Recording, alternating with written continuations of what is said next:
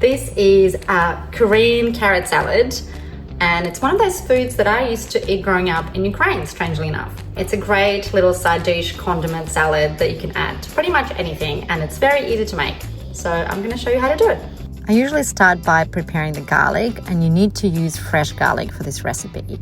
You can then move on to the carrots. You need to have a special julienne peeler, which allows you to get these sort of long strands of carrot. Something like a vegetables paralyzer would come in handy here as well. The seasonings are pretty straightforward. For the coriander seed, you can use powder or you can crush coriander seeds. We're then going to add some acidity in the form of rice vinegar or white vinegar for this recipe, and move on to the oil. You saute the garlic in oil just briefly until it's nice and hot, and then we're going to pour it over the carrot, which cooks it ever so slightly. Let it marinate for a little while and it's ready to go. It's tangy, sweet, salty, aromatic, garlicky. Oh, I can see it going with so many different things. Korean carrot.